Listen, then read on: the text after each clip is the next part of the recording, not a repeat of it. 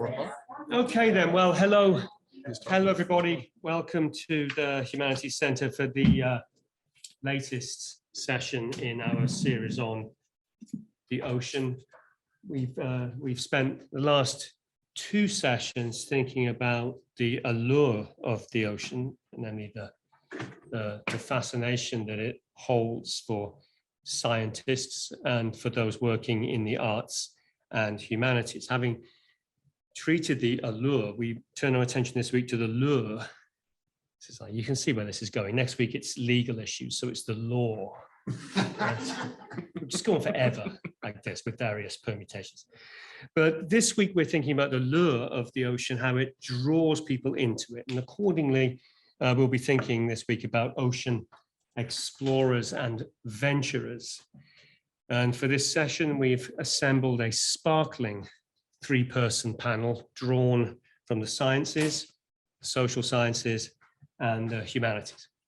So in alphabetical order, Joshua Hall is a lecturer in the Department of English, also teaches in the Department of Rhetoric and Writing Studies at San Diego State University.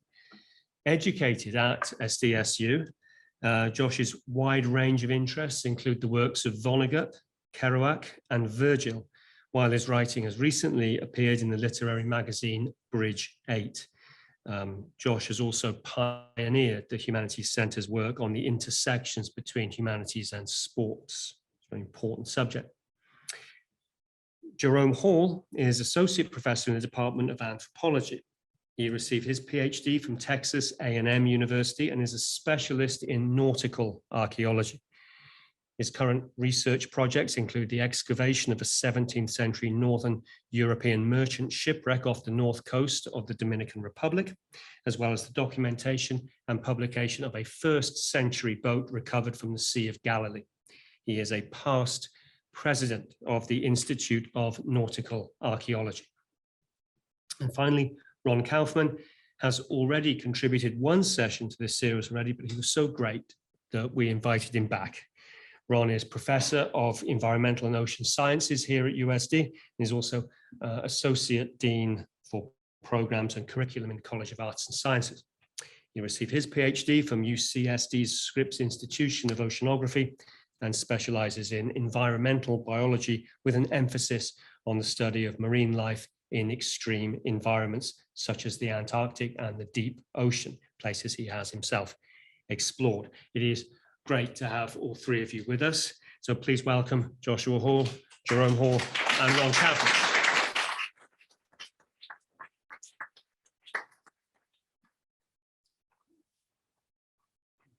Thank you very much, Brian. When Brian asked me to speak on this panel, I immediately, on the lure of the ocean, I immediately thought back to my youth when I was a young backpacker and traveler, bumming around Greece for a little while. So I hope this floats your boat. Words against experience, misreading Homer on the Aegean. Yo ho ho and a bottle of rum, hoist the mainsail, here I come. Ain't no room on board for the insincere. It's Warren Zevon. What I want and all my days pine for is to go back to my house, Odysseus laments as he schemes his way off Calypso's island. In a flattering evasion, Odysseus explains his sudden departure. Do not be angry with me, he responds to the goddess. I myself know that all you say is true, and that circumspect Penelope can never match the impression you make for beauty and stature. She is mortal after all, and you are immortal and ageless.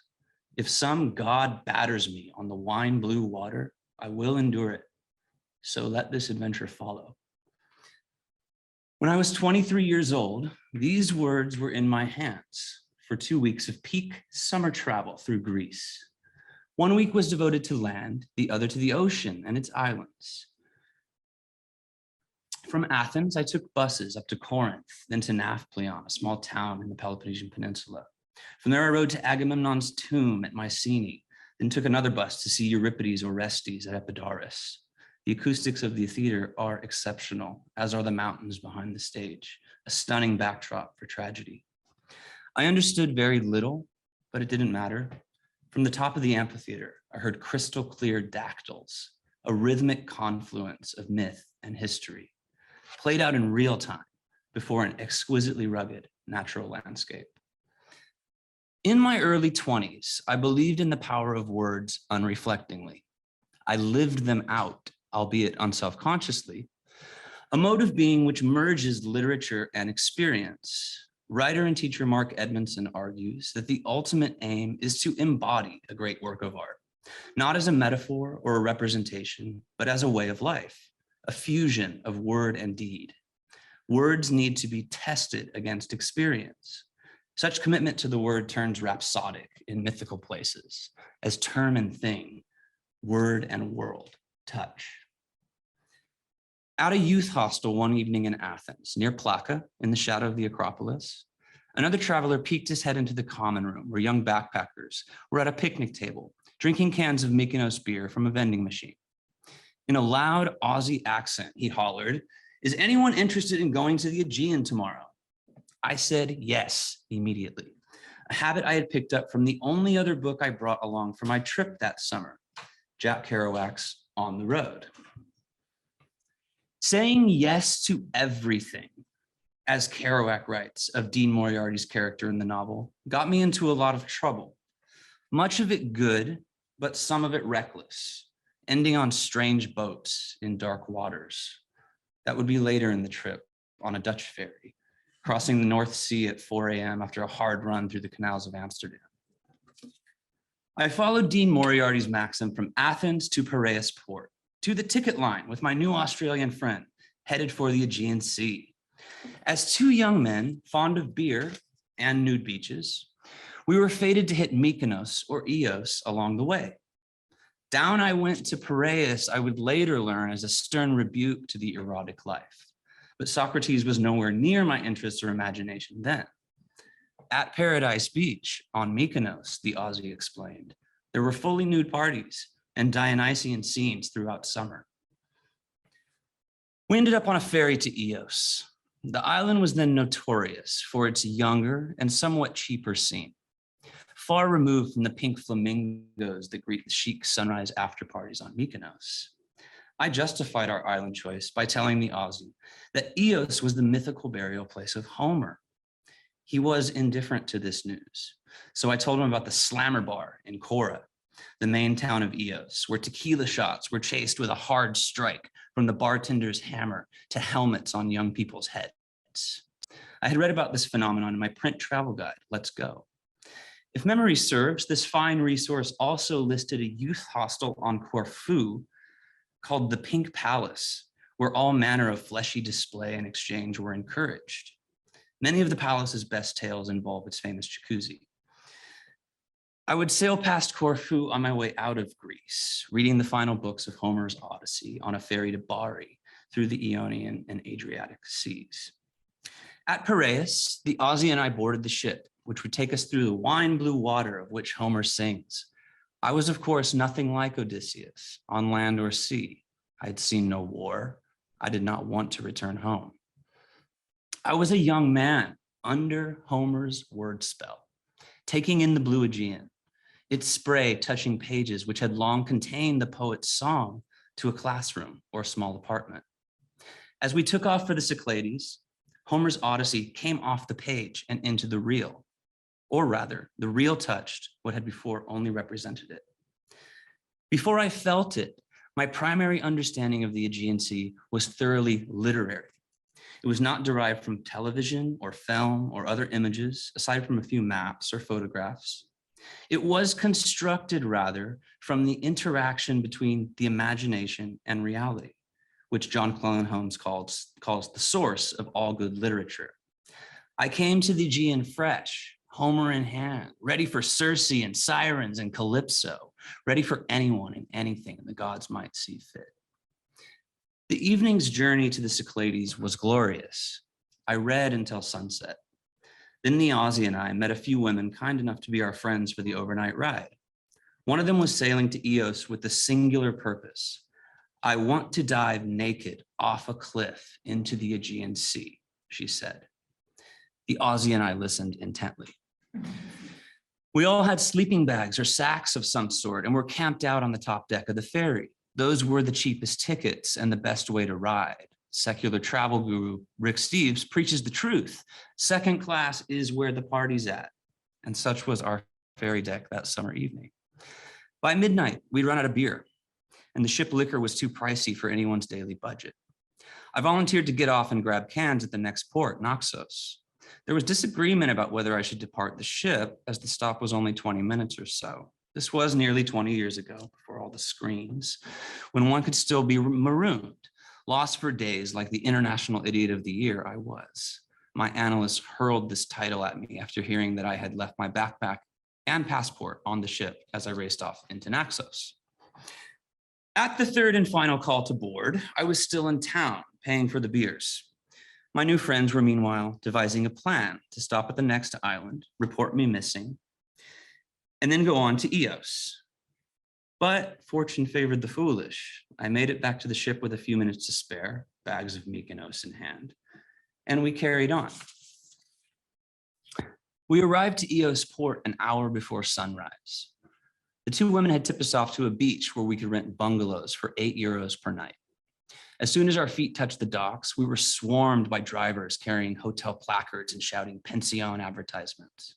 The Aussie and I found a ride to Milopotis Beach, paid for our respective bungalows, and headed out into the rosy-fingered dawn.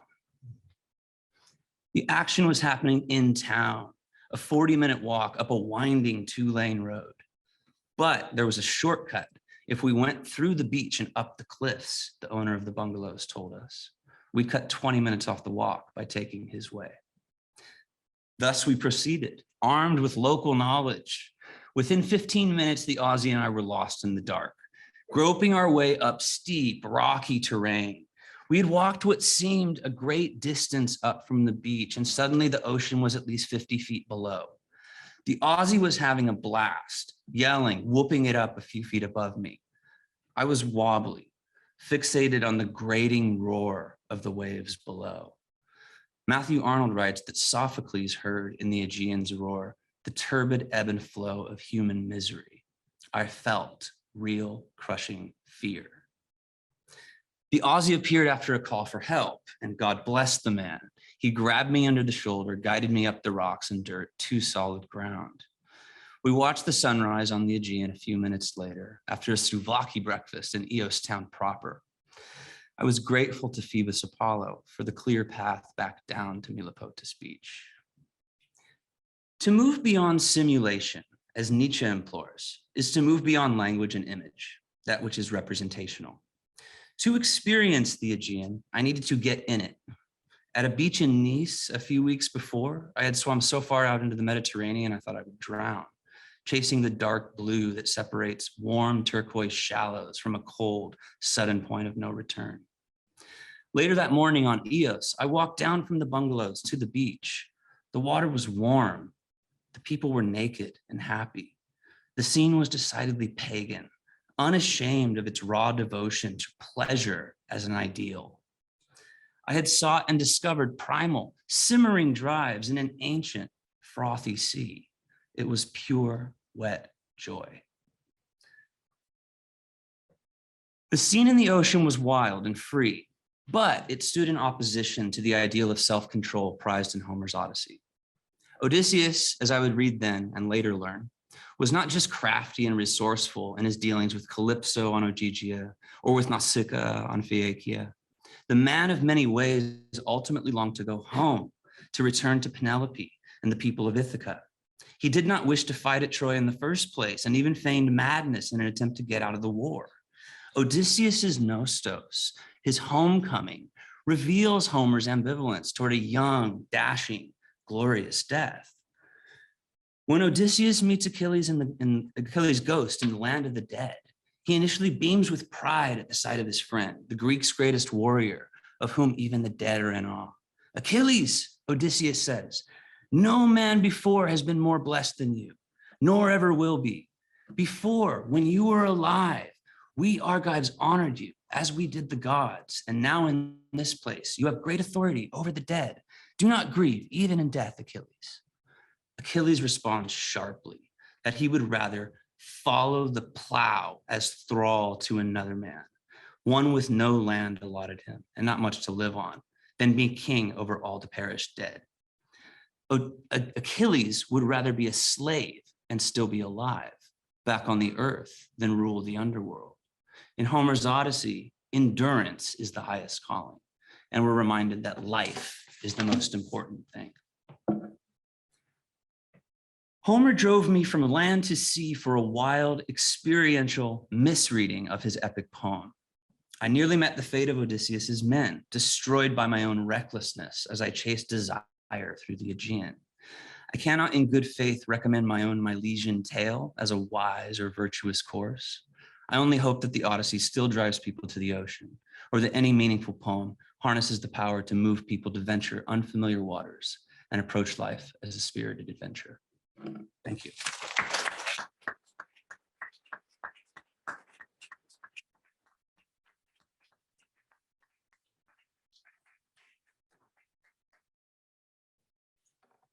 Joshua, no one should have to follow you. Jack Kerouac has nothing on you. My name is Jerome Hall. I'm happy to be here today. Thank you for letting me follow Joshua and putting a little three-dimensional aspect into diving the wine dark sea, or the wine blue sea, which raises some great questions about what color was wine back in the late Bronze Age. Was it the sea red or was the wine blue? So this is something that scholars are still working with. As mentioned, we're going to take a look today and dive into the world of Homer, or at least Homer's poetry. And he's most famous, of course, for the Iliad and the Odyssey. And for those of you not totally familiar with these, the Iliad is a story of a 10-year campaign by a group of Mycenaean kings to recover the queen of Sparta, Helen of Sparta, but we call her Helen of Troy because she was whisked away by Paris to Troy. And so all of the action takes place here in the Aegean Sea, in the Iliad. 10-year campaign, everyone knows about the Trojan horse.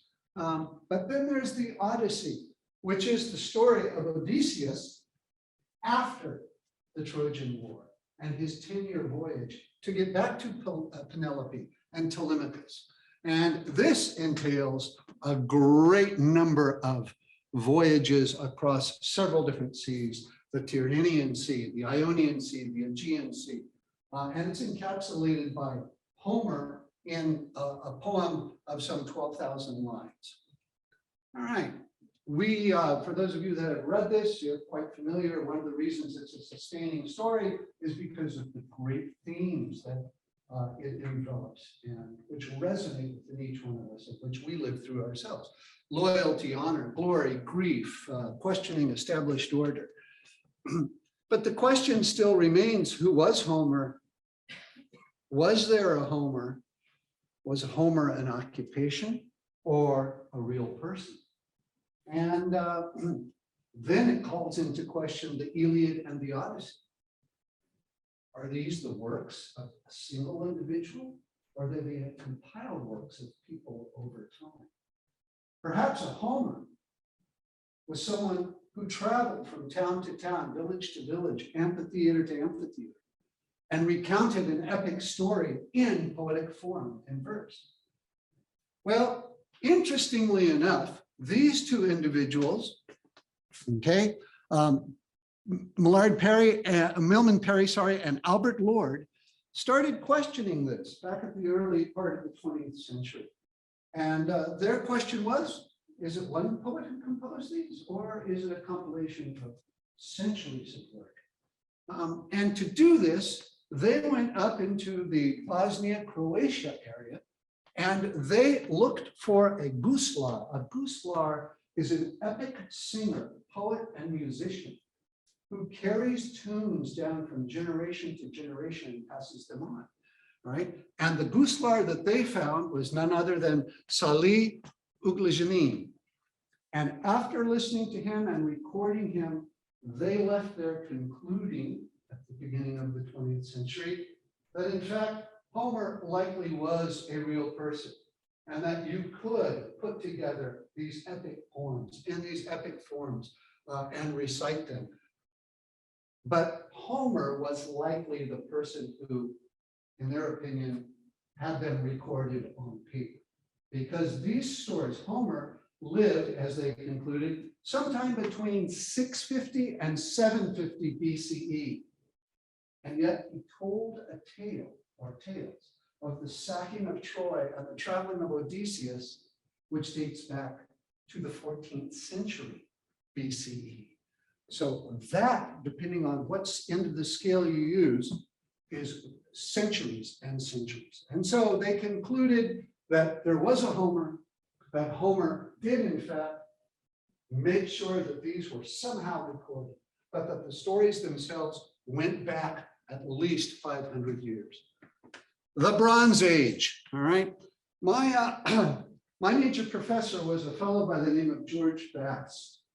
He was recognized and is recognized, he's the late George Bass as of last year, as the father of underwater archaeology, and he was fascinated with the Bronze Age. And George would often say that the Bronze Age was a time of the emergence of real modern humans. No longer did they have to rely on bones and stones to eke out their existence, but they learned how to mix metals. And it's very important to consider this, that before there were shepherds and farmers, there were mariners, there were sailors in the Mediterranean Sea.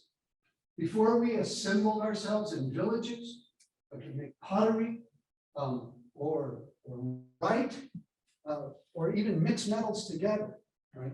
We had learned how to cross the Aegean. And so as George would say, if just one ship sank in every year of every decade, of every century, of every millennium, there would be at least 10,000 shipwrecks on the floor of the Eastern Mediterranean. And luckily, some of those are preserved and can be studied archaeologically. We're going to venture today into the late Bronze Age, this period of time that we've just outlined. And as you can see here, the Trojan War is something that has been documented by many Greek historians, philosophers, and polymaths. And if you take a look at the ones in red, they clearly fall into their dating of the Trojan War, which they see as an actual event.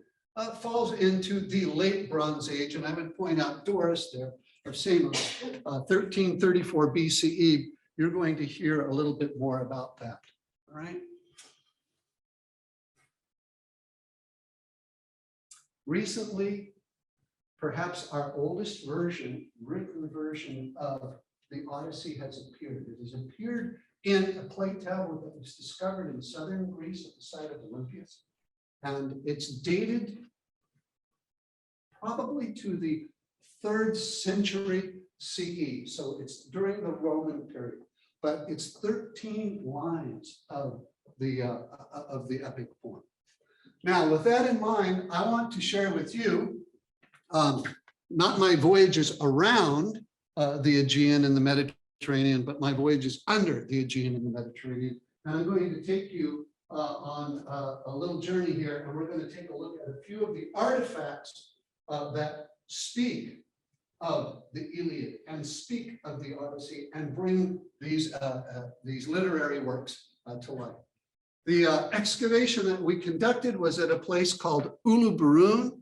It's off the coast of Antalya, Turkey, and you can see over on your left a peninsula that sticks out, and you can see right here, this white dot is this ship here. This was our research vessel, 65-foot river vessel called the Virazon, and it is anchored directly above a late Bronze Age shipwreck.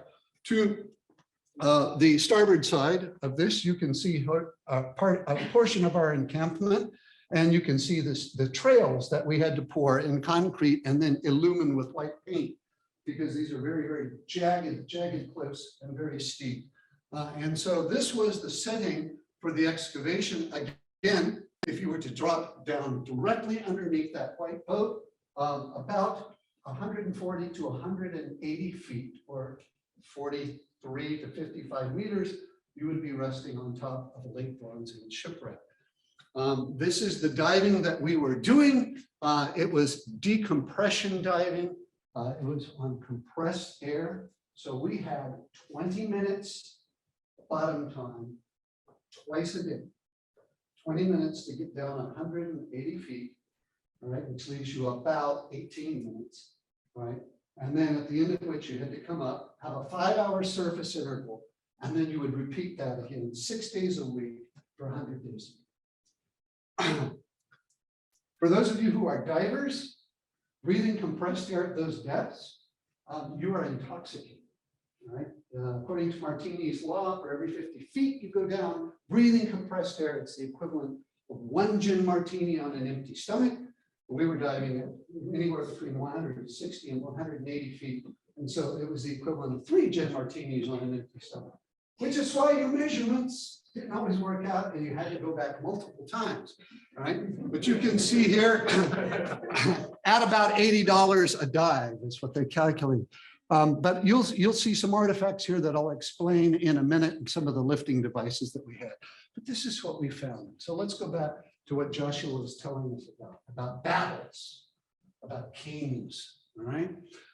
You can see that we had an amazing array of weaponry, of ceramics, of jewelry, and then assorted goods such as ivory and what I like to call miscellany. The excavation went on for 11 seasons. Each season was 3.5 to 4 months long. We logged 22,413 decompression dives, which is pretty phenomenal. In the upper left-hand corner, you see 2 swords. The one on the top is a Syro-Palestinian or Canaanite sword. The one right beneath it is a Mycenaean Greek sword, perhaps something like Agamemnon would have carried into battle. Spear points, Cypriot milk bowls, Mycenaean stirrup jars, agate beads, gold beads, faience beads, and then an array of jewelry of gold. Golden jewelry. Gold can sit for 3,500 years on the seafloor and look that good when it comes up. It's not like silver, it's not like other things. It just takes a little bit of mechanical cleaning. All right, and you can see here a Astarte pendant, the nude goddess Astarte. She's clutching a pair of gazelles in her hands. And here we have a Horus Falcon, a pendant about this big that would fit onto a necklace. It's clutching 2 cobras. Hippopotamus incisors. We found elephant ivory and hippopotamus incisors on board the ship. And most people don't realize this, but in the late Bronze Age, around the 14th century BCE, you had hippopotami and elephants freely roaming the eastern Mediterranean shoreline, the Syro-Palestinian coast, which today comprises Lebanon, Palestine, and Israel. Okay. The cylinder seals and the world's oldest book called a diptych. You can see it has ivory hinges. One ivory hinge is missing. It's made from boxwood. It's got recessions cut into each side of it and probably contained beeswax. And we found this inside of a large container that had ceramics in it. And so it's probably an inventory list. Unfortunately, the beeswax did not survive. So we don't know if the cargo sitting on the seafloor matched the cargo that was loaded onto the ship. And then a Canaanite goddess, again, the Astarte figurine. And you can see, what do you notice about her? Well, she's made out of bronze, but her head, her arms, and her feet are gold leaf. Because she probably even had a dress on, which didn't survive. And so she would have been likely the goddess to protect the ship. I know what you're thinking. I can read your mind. She didn't do a very good job, did she? Okay. If she did, we wouldn't be excavating it. In the story of the Iliad and the sack of Troy, we have so many kings that are listed. And while the Achilles and Cassandra and Hecuba and some of the other characters come to life, here we see gifts we see royal exchanges, we see artifacts that likely were intended for kings. A ceremonial stone mace head off to the left, right? And can anybody see or find the kingly artifact in here? On this side, on the right side? This is an in situ photograph, all right? Nothing has been moved. You can see an inverted ceramic chalice here, but next to it, a golden chalice. Who drinks from a golden chalice? All right, not Achilles, all right? The one on the left is called a kylix. This is a solid gold chalice, 2 cones put together with 3 nails. It tells us really nothing other than it was probably something from which a king would drink. This was one of the most valuable artifacts we found because the ivy leaf tendril pattern along the side of it clearly screamed 14th century BCE. A couple more artifacts and we'll conclude. Perhaps it was the ship that is the most important artifact, and you can see in red the parts of the ship that survived. That's not very much, all right? The ship would have been 15 meters, approximately 50 feet in length, and you can see that only a few sections here of the keel and the starboard bow survived, a few pieces of planking, all right? And yet it echoes book 5, all right, from the Odyssey, in which Odysseus is stranded on the island of Ogygia, all right? He wants to leave, he wants to get back to Penelope, and so he fells trees and he builds his boat. And in the Greek lines, it tells us he drilled through every plank and he fitted them together, fixing it, I changed that to them to make it agree, firm with pegs and fastening. Here you can see the keel of the ship and the first couple of strakes that survived. And certainly this is what you see. You see that it was fit together much the same way that we have here.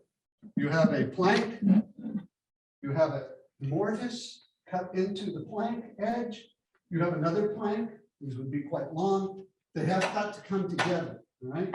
The way they come together is with a tenon, right? And this is the way the boat was built, a tenon put in here, the next plank put on, and then these pegs would go through here and lock them into place. And so you can't separate them. They would swell and seal the boat together. And so we have on the seafloor a visual representation of what is described by Homer in book 5. But that's not all. Lots and lots of copper oxide ingots. This was a shipment of natural resources from one king to another. In the Bronze Age, what do you need to make bronze? You need copper and you need tin. And so here on the 1987 December cover of National Geographic, at the time, it's the largest article that Geographic had ever written. Our diver Tufan Taranwa is seen holding one of these ingots, and it is called an oxide ingot because it's shaped like a leather skin of a cow or an ox. And attached to the bottom of it is a copper bun ingot. We found 345 of these and another 40 tin ingots, making it the largest collection of copper and tin ingots ever recovered from an archaeological site. And here we have another text, right? This is a text that has puzzled scholars for the longest time until the Uluburun shipwreck was discovered. Right? Again, lines 256 to 257 in book 5, all right? Says, Odysseus heaped the boat with brush and he caulked the sides with wickerwork to keep the water out. Well, we understood the last part. We didn't understand why, when he built his boat to escape the Isle of Ogygia, why did he stuff brushwood into the boat? And now we know. It was styrofoam, popcorn, like you put into a box when you send a fragile or valuable object to a loved one. Because in between each one of the copper ingots, we found Sarcopterium spinosum, or brushwood thorny burnet that grows around. And so suddenly The three-dimensional world illumines the two-dimensional manuscript. This is not part of Homer, but it was on board the ship, and I want to tell you about it, and then we're going to close. This is what is called a scarab. It is, you can see, that is a thumb and a forefinger there. So it's very small.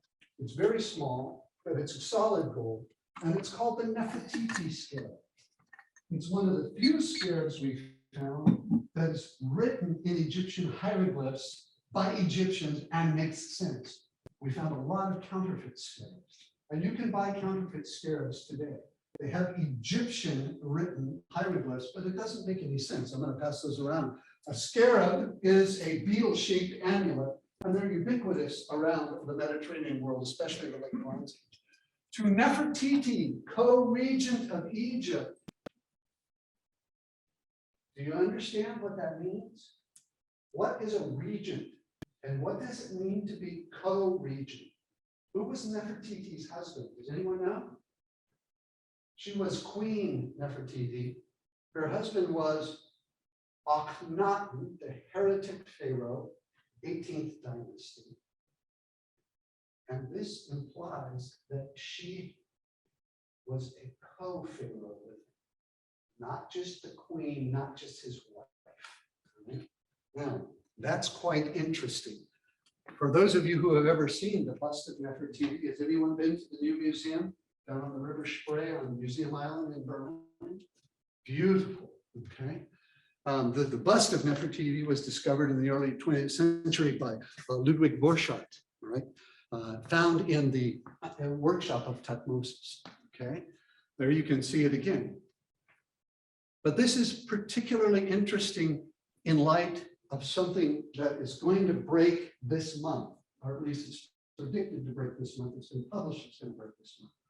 Zawi Hawass, who is the former cultural attaché and director of antiquities in Egypt, sometime in October, and I hope he didn't do it today, and I missed it, but sometime in October 2022, is going to announce that they have found the body, not only of King Tut's wife, Ankhesenamun, but Ankhesenamun was the daughter of Nefertiti. So think about it. Tut's mother-in-law was Nefertiti.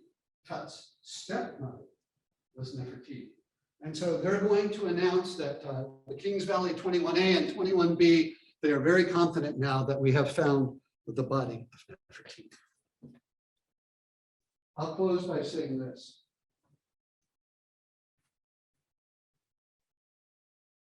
I was born in the Scripps Hospital down on Children's Cove in La Jolla. It's not there anymore.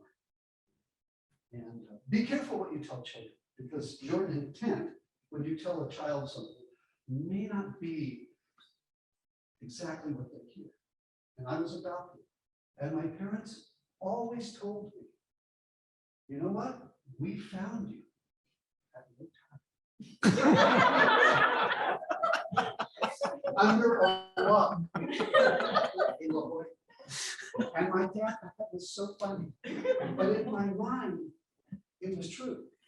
And so at an early age, I have had this amazing connection to the sea. It's my origin story. And I've spent my life on, in, under the sea. The sea is an amazing place. And she's definitely threatened at present, not only the seas, but the things in them. And so I would simply close with this quote from T.S. Eliot, from the Dry Salvages, number 3 of the 4 quartets. Okay, the sea has many voices, many gods, and many voices. Thank you.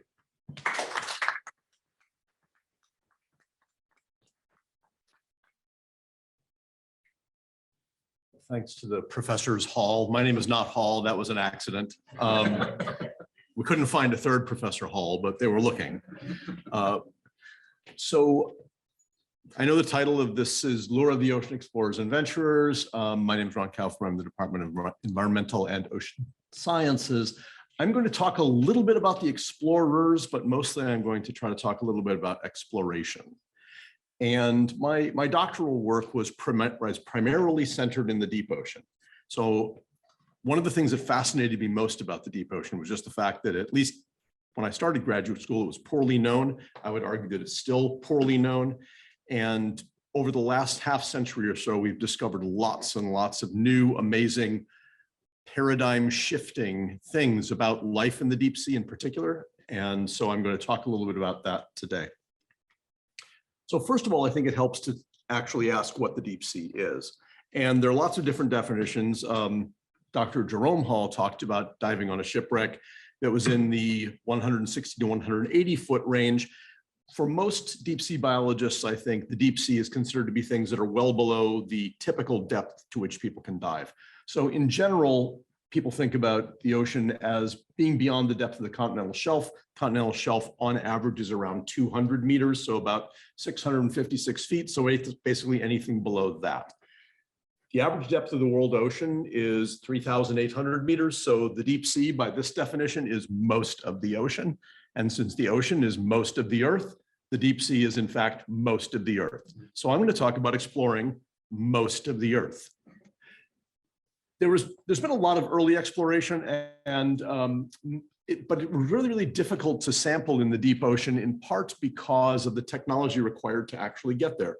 There wasn't scuba gear until the middle part of the 20th century. Even really, really accomplished free divers can only get to a couple hundred feet, and it's not clear that the technology that they use to get that deep, rocket fins and the like, would have existed. Pearl divers can dive to 60, 80, 100 feet, but certainly not to anything that would be considered the deep ocean by modern standards. But there was incidental information about what lived in the deep ocean. And some of that sort of initial information came from accidental collections. One of the first ones that we know of was the early part of the 1800s. There was an expedition in the Arctic to Baffin Bay. And when the John Ross expedition was using a sounding line, and a sounding line is basically just a weight on the end of a marked rope that is used to determine the depth of the water. So you drop a sounding line down, you count the gradations, and then when the strain comes off the rope, that tells you how deep the water is.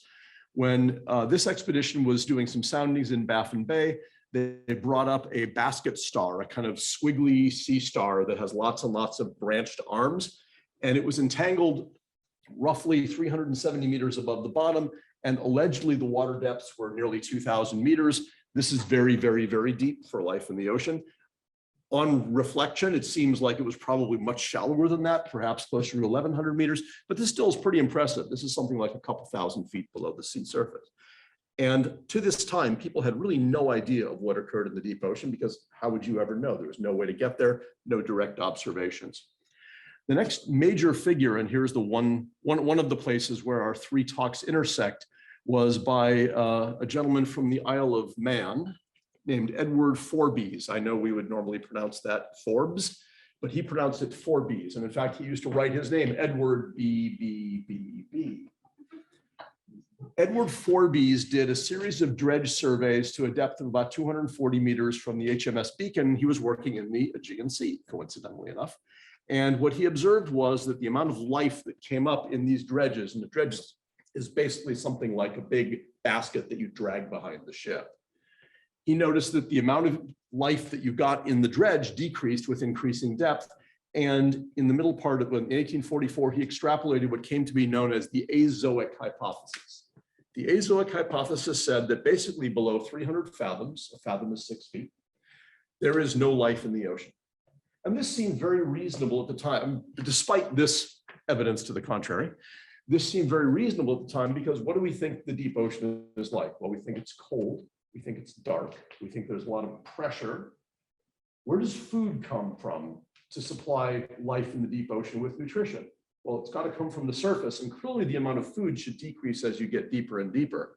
So it made a certain amount of sense to Forbes that the deep ocean would be completely devoid of life, and therefore you don't need to be a deep sea biologist because there is no deep sea biology. Not a problem. Fortunately, this assertion led to some additional work, and a very short time later, Michael Sars, who was a Norwegian biologist, started to compile a list of animals that have been dredged from depths greater than the depth where Forbes said there was no more life. So now he's putting together a list, and he noticed something very interesting. He was working in and around Norway, and one of the animals, and I don't know if this is blocking some of you from seeing it, but you can sort of see this illustration down in the lower right, included a stalked sea lily. The interesting thing is there are sea lilies that occur in tropical settings throughout the world, but stalked sea lilies to that time were only known from fossils. And this was a living stalked sea lily that came up in one of his dredges. So SARS conjectured that the deep sea, far from being azoic, was actually full of life. It was full of living fossils, remnants of animals, or sorry, living animals that were only known elsewhere from the fossil record. This was a wonderful thing. It's not true, but it was a wonderful thing. And the reason why it was a wonderful thing was because that got people really excited about exploring the deep ocean, because if it's full of living fossils, what might we find there? Dinosaurs. Yes, right, exactly. So that led to a flurry of exploration. By the way, the Azoic Hypothesis was kind of blown up about 25 years after it was proposed. That led to a series of explorations. Some of the most famous ones were mounted by this distinguished fellow. This is Wyville Thompson, who did a couple of expeditions, one on the Lightning, another on the Porcupine, mostly in the area north and west of Britain. And his stated goal was to look for living fossils and other life forms. On this trip, he collected organisms, living organisms at depths down to over 4,000 meters. So again, Azoic Hypothesis completely gone. And in order to be able to do this, he actually had to develop new equipment. He measured equipment that allowed him to measure the seafloor depth more accurately. Sounding lines are only so good. They have real limitations. And also to collect animals more effectively. And he was so successful and stimulated so much interest that that led to what has since been considered sort of the first major oceanographic expedition that was ever mounted. And that was the so-called Challenger expedition, which spanned 1872 to 1876. On this expedition, they sailed nearly 70,000 miles, and I'll show you on the next slide a map that very similar to the map that Dr. Hall showed, that about a trajectory of progress around the world ocean. They collected deep sea fauna. They collected oceanographic data. They discovered nearly 5,000 new species that had never before been described. And they also found, so here's another expectation at the time, it was thought that the deep sea was very uniform, very much the same from one place to another. After all, what would make for differences between places? It's a big, vast, uniform location. And so people thought that you'd find basically the same things anywhere you went. And what they found on the Challenger expedition was you found very different animals in certain parts of the ocean compared to other parts of the ocean. So there's much more variation than anybody had predicted. One of my great discoveries when I was a graduate student at UCSD was going into the library and finding an original set of the Challenger reports, which is a series of large volumes that take up about that much shelf space. And just poking through them and getting to read about some of the original accounts of these remarkable discoveries of people who were really doing early ocean exploration for the very first time, deep ocean exploration for the very first time. So here's the Challenger expedition trajectory. Came out of England, surveyed much of the North and South Atlantic, all the way through the Pacific, down into the Southern Ocean, this incredible 4-year journey. And many of the Challenger expedition samples remain in museums today and help to give us our first sense of what life in the deep ocean might be like. The last major expedition that I'm going to describe, at least for right now, was the Galathea Expedition. And this didn't take place until the middle part of the 20th century. And this contributed one more piece of information, which is that there is life down to the very deepest parts of the ocean. So they sampled in the Philippine Trench, which is over 30,000 feet below the sea surface, and collected living organisms from there as well. And that indicated that far from being azoic, there were living animals and other kinds of organisms throughout the ocean as a whole, all the way down to the very deepest depths. But all of that said, as of the middle part of the 20th century, there was still this perception that the deep ocean was cold. That's true for the most part. Dark, that's true for the most part. Tranquil, true for the most part. Low species diversity, wildly untrue. Spatially homogeneous, wildly untrue. Mostly cosmopolitan species, meaning individual species with very, very wide geographic distributions, mostly untrue. No primary production. Briefly, primary production is the process by which organisms like, for example, plants, take inorganic carbon from mostly carbon dioxide and incorporate it into organic material. And it was thought that the only source of primary production on Earth was fueled by the sun, and that required photosynthesis. And since the deep sea is mostly dark, there was no primary production. That was untrue. That food was supplied almost exclusively by a slow, steady rain of fine organic particles from surface waters. Mostly untrue. And that there was no seasonality. That is to say that any seasonality, any summer, winter, et cetera, that might occur in the surface waters would be damped out by the time you got to the seafloor, and it would all be fairly uniform in time and space. Also untrue.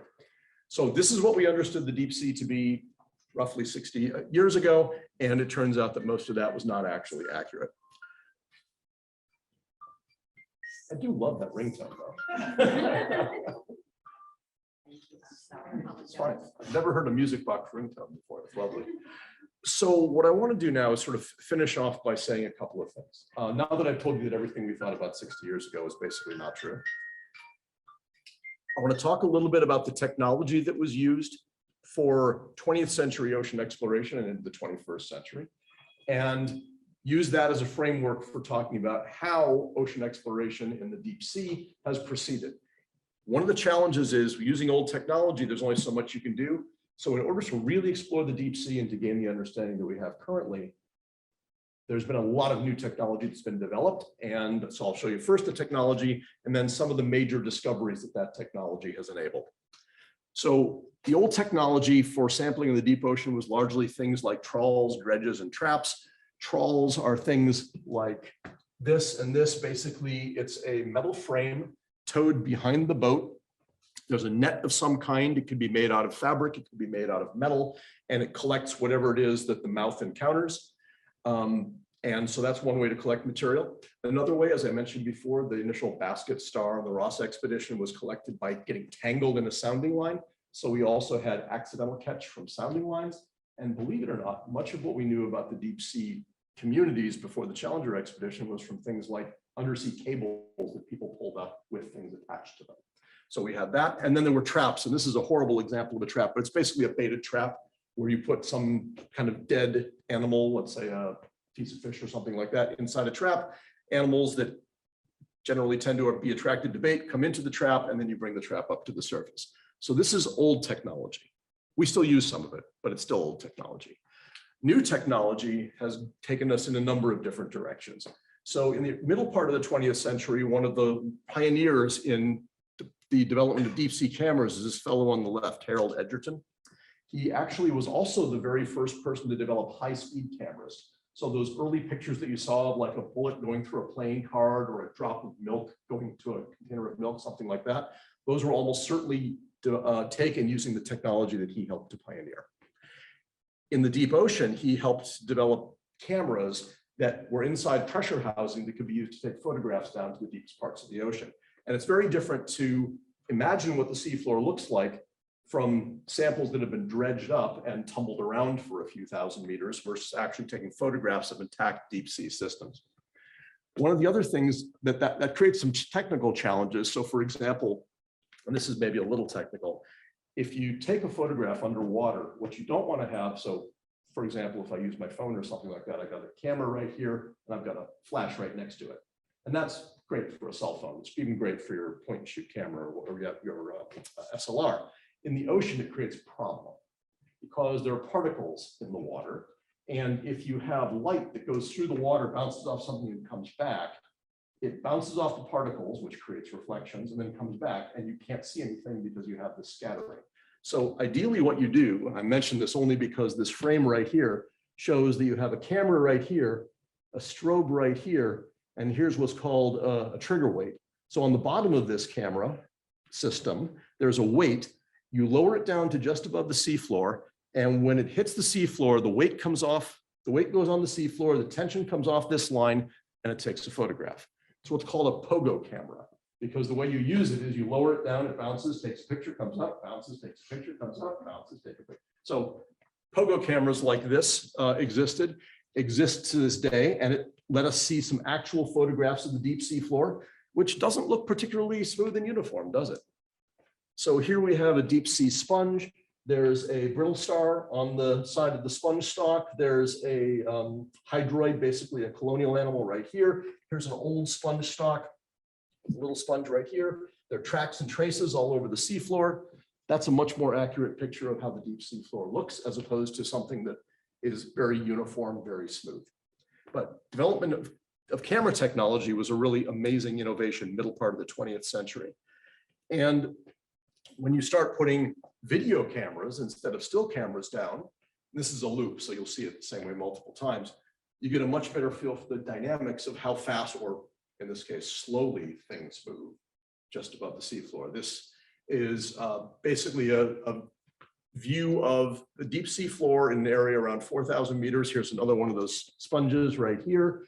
Here's a little jellyfish drifting by. All these little spots are actually small jellyfish. So with video, you can now get a sense of how the deep sea looks in a more dynamic way. The next sort of stage of development was to take some of these instruments and put them onto a towed body. And in the spirit of exploration and explorers, I'm going to highlight one particular individual. There were a number of people who were involved in developing this kind of technology. But one of the leaders was a fellow named Fred Spiess, who was at the Scripps Institution of Oceanography. He and his team developed something called the deep tow system. And the cool thing about this was, so in the middle part of the 20th century, there was a technology that was developed called sonar. Sonar was basically sound waves coming down from the ship at the surface, goes down to the bottom, bounces off, comes back up. Sonar is terrific. It'll tell you how far down the seafloor is much more accurately and much faster than using a sounding line. One of the challenges with sonar is the signal spreads as you get deeper and deeper. And so if you want to get a very fine resolution of the deep sea floor, the farther away the sound source is from the seafloor, the more spread out it is and the coarser the resolution. You don't get a very good picture. So Spiess and some of his engineering team said, well, what would happen if we took a sonar system, mounted it on a sled, dropped the sled down to just above the seafloor, and then towed it? And now what you get is the sonar is only going through a very, my hands aren't big enough to show you how really far it was going, but they would tow these things, let's say 10, 20, 30 meters above the seafloor, and you get a much better picture of the fine structure of the seafloor than you would if you were pinging from a ship 2,000, 3,000 meters above. And over time, this deep tow system evolved and became much more sophisticated. They would mount other instruments on their cameras, nets, magnetometers, all kinds of other analytic equipment. There's another variation of this that doesn't rely on, and you might imagine one of the risks of towing something through the water like this would be running into something. So he also developed, you also want to know where you are in space, so he also developed a transponder network of acoustic beacons that allow you to actually navigate so you know exactly where the sled is at all times. And that technology has been used multiple times since then. There are also towed camera sleds like this that are designed to ski across the sea floor. So you're not high up, you're very close down. You can take photographs, get other kinds of data, again, with a towed system. And that allows you to build up swaths and bigger pictures of how the seafloor looks.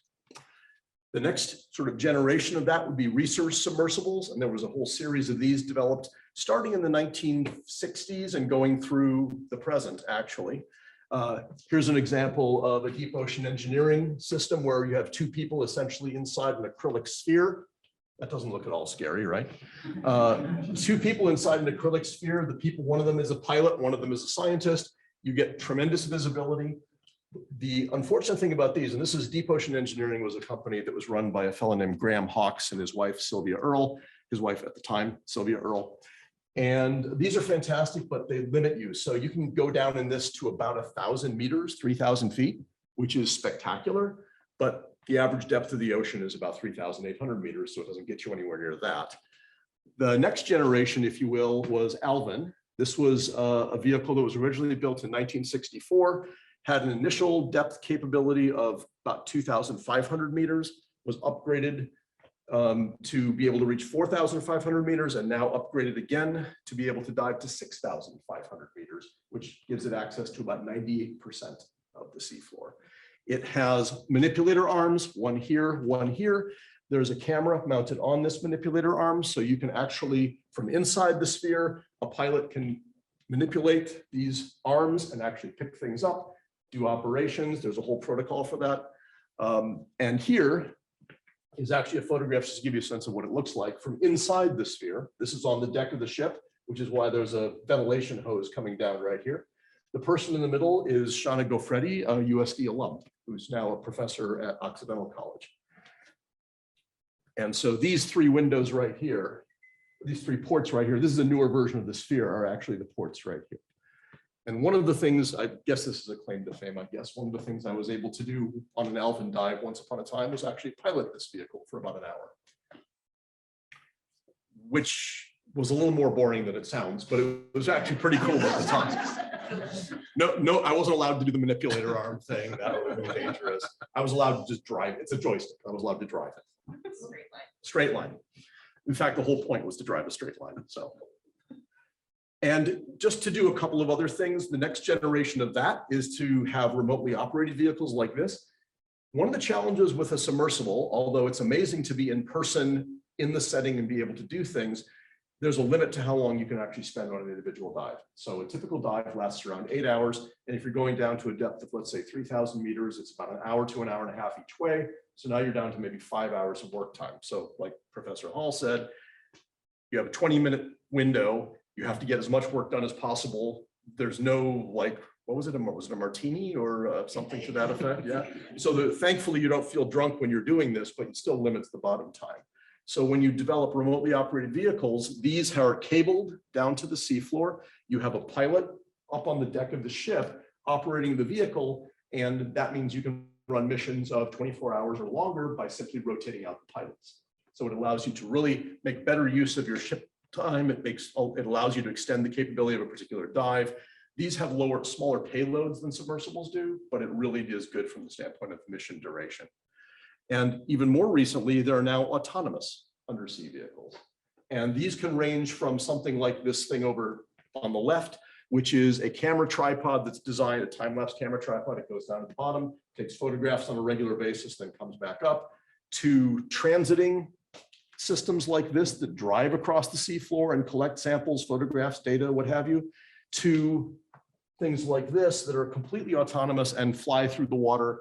And if you saw Mark Oman's talk, he talked a little bit about some of those that actually can fly through the water, do missions, and be completely untethered, sometimes for periods of weeks or even months.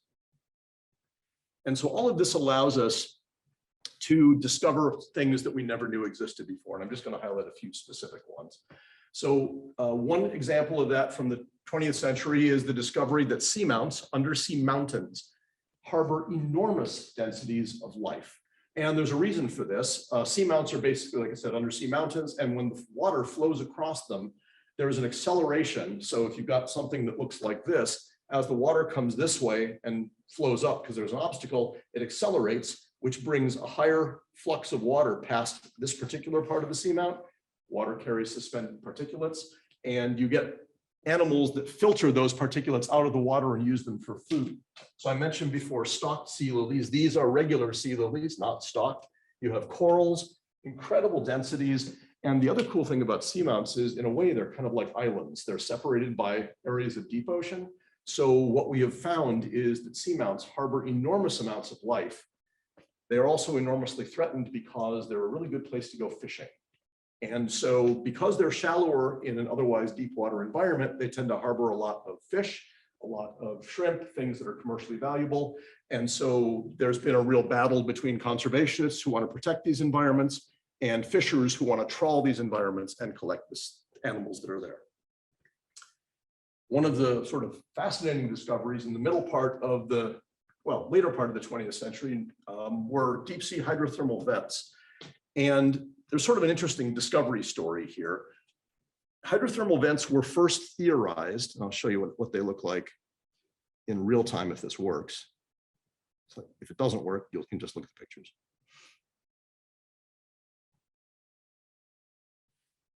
There we go. Yes, my browser is up to date.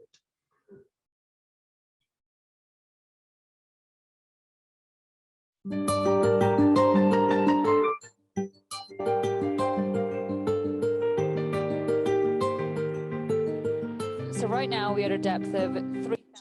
Hydrothermal vent. These are locations where water that has percolated down into the crust has been compressed and heated, minerals have been dissolved in it, and then that water comes back up out of these chimneys. Some of the minerals get deposited to form the chimneys themselves. What looks like smoke is actually precipitated minerals. These are, these particular animals right here are shrimp that don't have eyes. These were first discovered because hydrothermal vents were theorized on a geochemical basis because there were temperature anomalies and chemistry anomalies that people had measured. And so in 1976, there was an expedition that was mounted with deep tow, before that mentioned before, to try to find whether or not there were vent systems that looked like that, and if so, how they looked. I'm going to play this again because I think it's better than the static pictures. And so initially there were some photographs that were suggestive that they'd found the vents. So that led to, in 1977, an expedition with Alvin to go down and actually find them in person. That whole cruise was populated by geochemists and geologists, single biologists on the ship. And what they stumbled across, accidentally, never even thinking they were there, were these communities of living organisms based entirely on non-photosynthetic primary production. So a new paradigm for that. They're based primarily on bacterial production. They contain, to this point, I think more than 400 different species have been identified in hydrothermal vent systems in various parts of the ocean. We continue to discover those systems. There are some that have been discovered as recently as this earlier this summer. And they got, it was interesting, there's apparently a transcript of the original Alvin dive by a guy named John Corliss from Oregon State University, who was in the sub and said, hey, I thought there weren't supposed to be any animals in the deep sea. There's tons of stuff down here. So they used Alvin, grabbed some of these animals, brought them back up on the deck, and started to look at them, try to figure out what they were.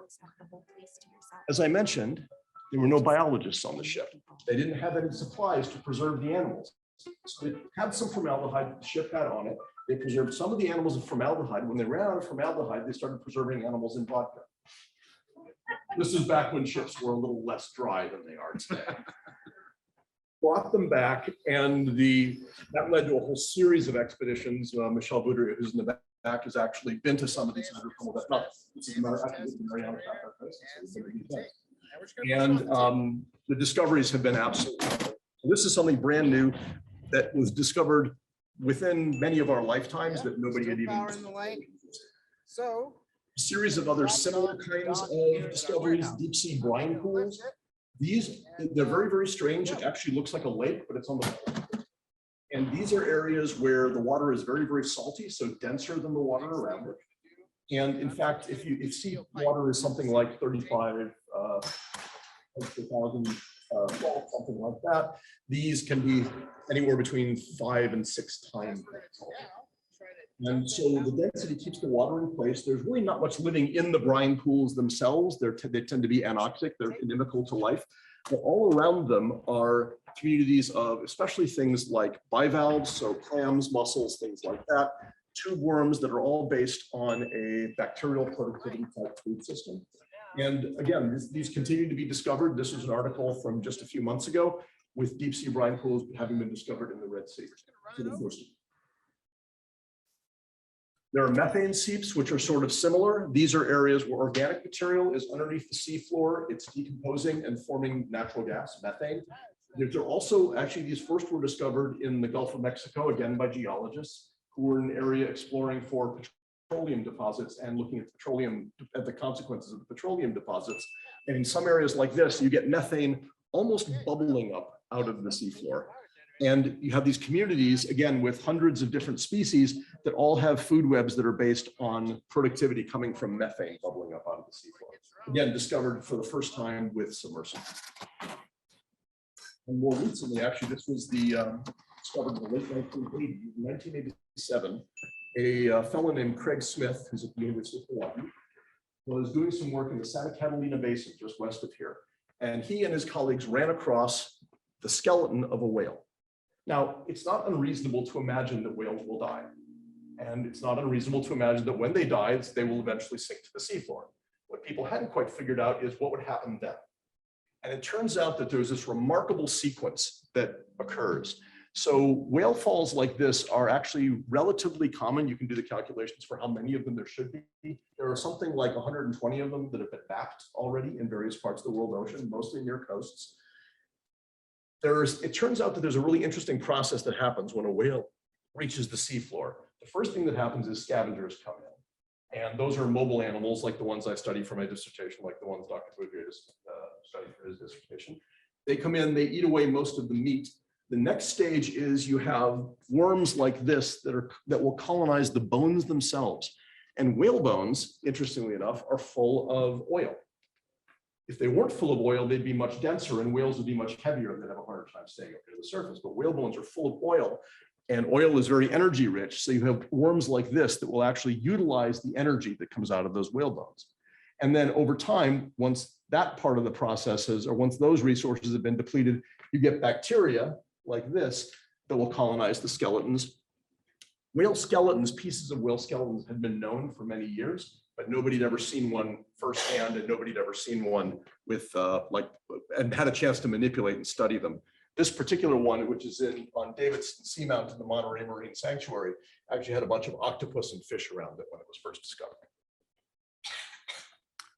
And so those are just a few examples, but let me just conclude by saying, even though we know a lot about the deep ocean, we really don't know very much. I mentioned this when I gave my opening talk with Brian a few weeks ago. There are more detailed maps of the moon's surface than the seafloor, and the overwhelming majority of the seafloor has not been mapped and certainly not been studied. It's been estimated that at least 90% of ocean species have yet to be identified, and we continue to discover new systems and new settings and potentially new life forms as time goes by. So I think the interesting thing to me about deep sea exploration is it's an ongoing story. It's not as though we've even come close to discovering everything there is there to be seen. And so for those of you who are thinking about graduate work at some point, it's the overwhelming majority of the ocean, of the world's surface, and it's a fascinating setting. And I think there are still more discoveries that are yet to come. It's just a question of what they will be. So I'll conclude with that. Thank you.